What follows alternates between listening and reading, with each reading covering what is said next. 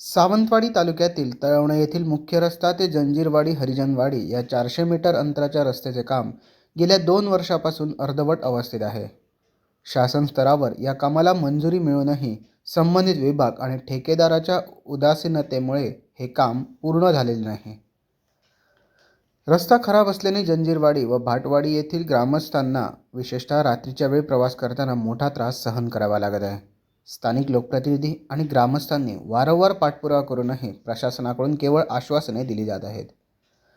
जमीन मालकांचे पूर्ण सहकार्य असूनही काम का रखडले आहे असा सवाल ग्रामस्थ विचारत असून हे काम त्वरित सुरू न झाल्यास आंदोलनाचा इशारा देखील देण्यात आला आहे.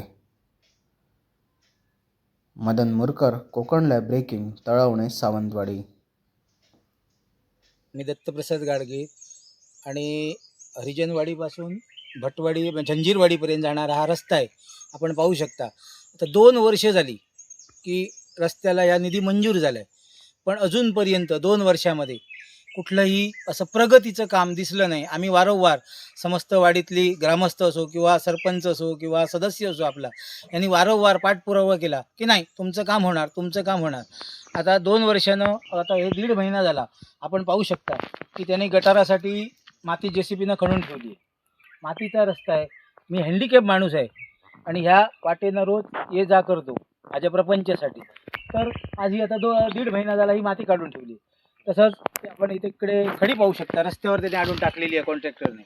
पुरा 1 महिना झाला आणि आम्ही स्वतः खर्च करून ती JCBनं बाजूला करून ठेवली की निदान आम्हाला येण्या जाण्यासाठी वाट तरी असावी. आम्ही दिवसा रात्री इकडे फिरतो, पण ही जर आपण परिस्थिती बघितली तर जसा काय मृत्यूचा सापळा आम्हाला इकडे आणून तयार करून ठेवला आहे. म्हणजे आम्ही जे मातीचा रस्ता होता तो सुखी होता, पण शासनाकडनं आम्हाला मिळालेली मदत ह्या रस्त्यासाठी 400 मीटर हा रस्ता होण्यासाठी. मग आता शासकीय स्तरावर वरती काय म्हणजे कोणाला प्रश्न विचारावा? सदस्यांनी, सरपंच आमचे गावचे, माझी सरपंच असो किंवा सदस्य असतो, वारंवार आम्हाला घेऊन सुद्धा त्यांच्यानी पाठपुरावा केला. मग आता कोणाकडे आम्ही म्हणजे मागायचं कोणाकडे? ही आमची अशी जी दुरावस्था आहे. आज प्रत्येक वेळी आम्हाला दिवसा रात्री फिरताना म्हणजे जीव असा मुठीत घेऊन, आणि त्यात मी हँडिकॅप माणूस.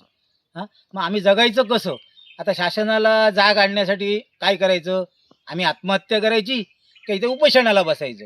आणि ह्याला वाली कोण? निवडणुका आल्या की सगळं असं होणार तसं होणार. मग आता 2 वर्ष जर काम होत नाही तर कामच करू नका. आम्ही आहे ते सुखी आहो आणि आमची लोकशाही आहे. मग लोकशाहीत जर हुकुमशाहीनं जगायचं तर त्यापेक्षा कशाला पाहिजे? धन्यवाद.